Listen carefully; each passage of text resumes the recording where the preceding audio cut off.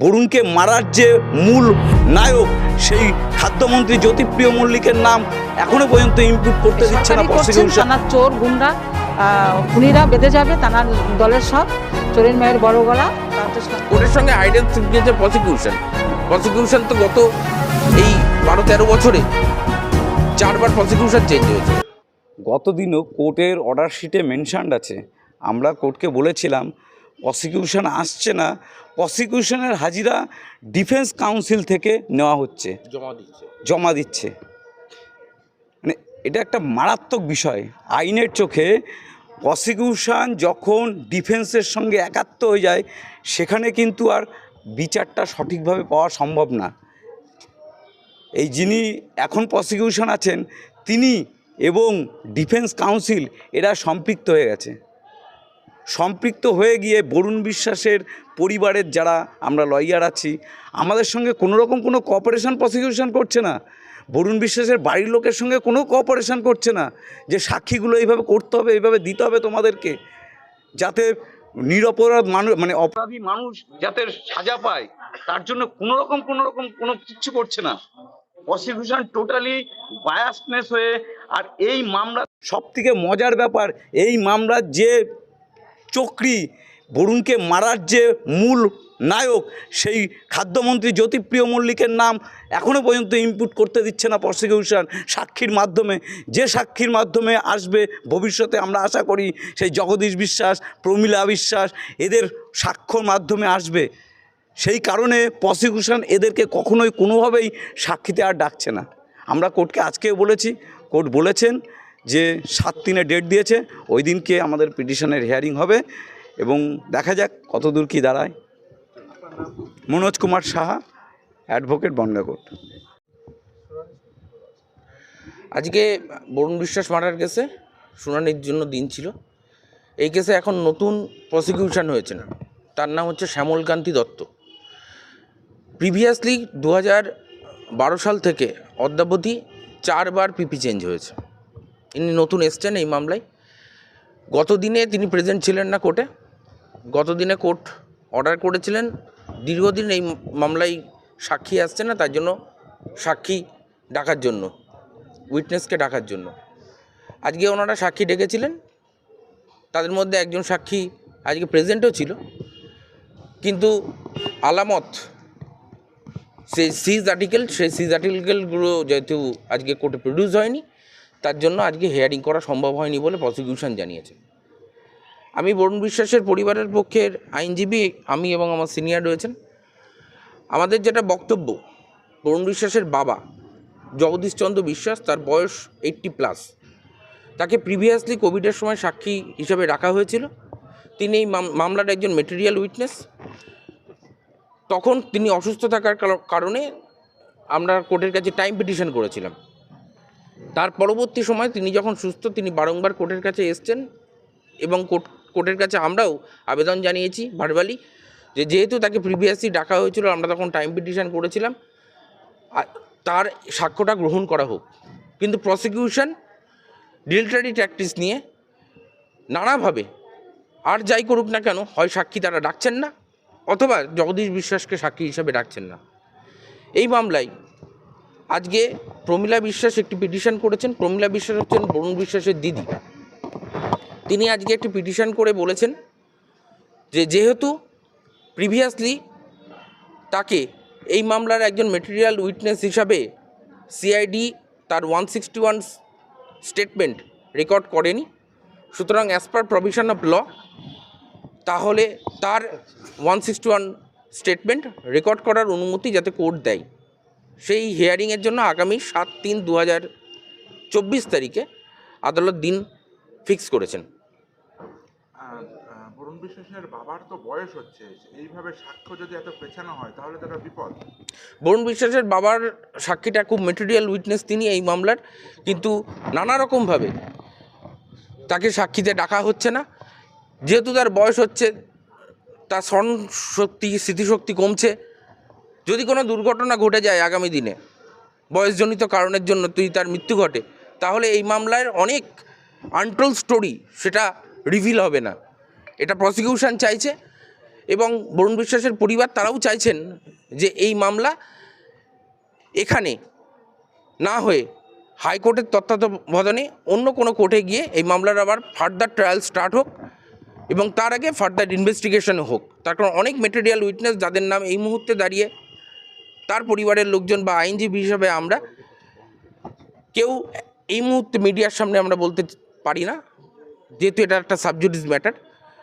সেই জন্য তাদের সাক্ষী করা হোক এবং সেই জন্য আমরা আগামী দিনে উচ্চতর আদালতে বরুণ বিশ্বাসের পরিবার যাবে বলেই আমার ধারণা। কোর্টের সঙ্গে হাইড অ্যান্ড সিক হয়েছে।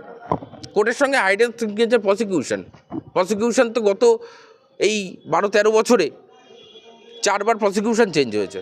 কোভিডের সময় দীর্ঘ 3 বছর কোর্ট হয়নি, তারপরে এই কোর্টটি ভ্যাকেট ছিল দীর্ঘদিন। এই কোর্টে জজ সাহেব ছিলেন না, আফটার রিটায়ারমেন্ট অফ জজ সাহেব এখানে ফাঁকা ছিল।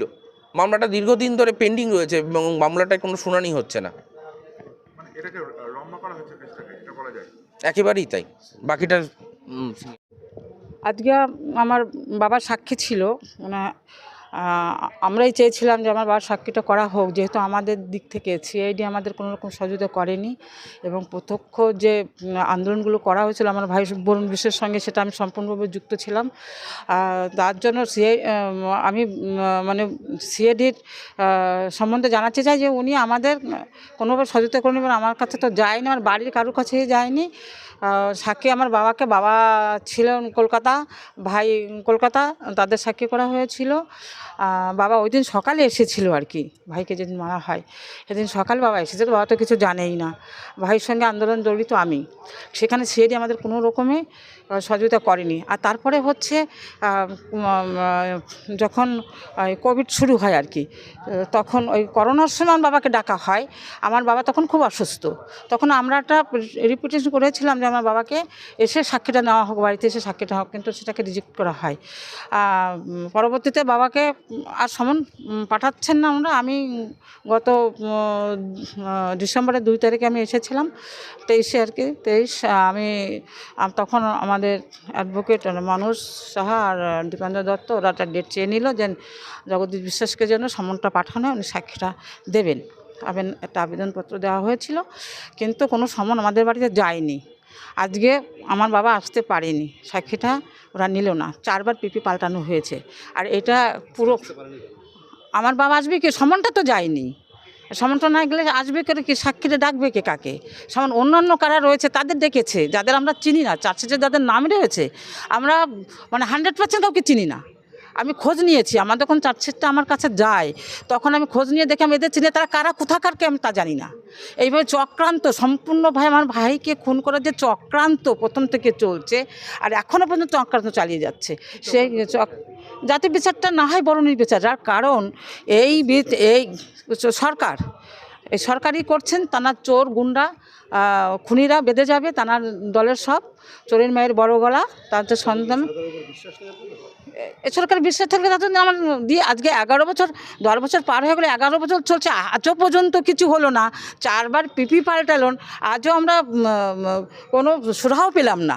তাহলে তার কাছে থাকে আমাদের আশা থাকে কী করে? তা আমরা সিবিআই দাবি করেছি, আমরা হাইকোর্টে গেছিলাম, আমরা সিবিআই ইডি হোক এনআই হোক আমার ভাইয়ের সঠিক তদন্ত হোক, আসল দোষীটা ধরা পড়ুক। কারণ আমার ভাই একজন নিষ্পাপ, সে মানুষের জন্য কাজ করে গেছে। সে নিষ্পাপ, নিজের অর্থ দিয়ে নিজের উপার্জন দিয়ে সমস্ত সমাজটাকে সে আপন করে নিয়েছিল, নিজেকে বিলিয়ে দিয়েছিল। সেটা সমস্ত মানুষ জানে, যারা খুন করেছে তারাও জানে।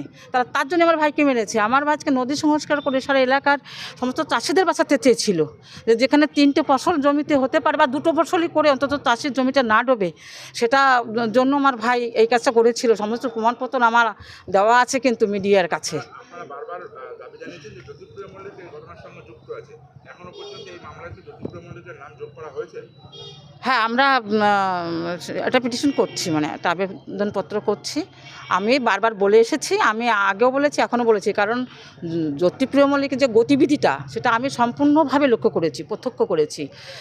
আমার ভাইয়ের সঙ্গে আমি ছিলাম। আমার ভাই যে প্রতিবাদটা করেছে মানুষের সমাজ বিরোধীদের বিরুদ্ধে, আর ও করেছে সমাজবিরোধীদের বিরুদ্ধে মানে হয়ে, হ্যাঁ সমাজ বিরোধীদের হয়ে তিনি আমার ভাইয়ের বিরুদ্ধে লড়াই করেছেন। আমাদের আমাকে তো সিবিআই কোনো সহযোগিতা আমাদের করেনি, সিবিআই আমাকে তো সাক্ষী করেইনি। আমি চাই সিআইডি আমাদের সাক্ষী করেনি। আমি চাচ্ছি আমাকে নিক, আমরা প্রত্যক্ষদর্শী যে 5 জনের নাম দিয়েছিলাম তাদের সাক্ষী করা হোক। আমরা এটা এখন আবেদন জানিয়েছি কোর্টে। আমার নাম প্রমীলা রায় বিশ্বাস। না না, 4বার পিপি পাল্টানো হয়েছে, আমাদের সঙ্গে কোনো যোগাযোগ করছে না। আমি তো চিনি না লাস্টে কে পিপি এখন কি আছেন প্রসিকিউশন। হ্যাঁ, উচ্চ আদালতে আমরা গেছিলাম তো, ওখান থেকে আমাদের 5টা নাম বলছিল আপনারা দিতে পারেন প্রত্যক্ষদর্শী, আমরা দিয়েছিলাম। সেগুলোকে এখনও কোর্ট এখনও সেখানে গ্রহণ করেনি। বলতে পারবো না। আজকের যে সাক্ষী ছিল, সাক্ষীকে যাকে সমন করা হয়েছে তার আলামতটা আসেনি, সেই জন্য আজকে সাক্ষী হয়। আচ্ছা, আপনার নাম বলুন। আমার নাম শ্যামলকান্তি দত্ত।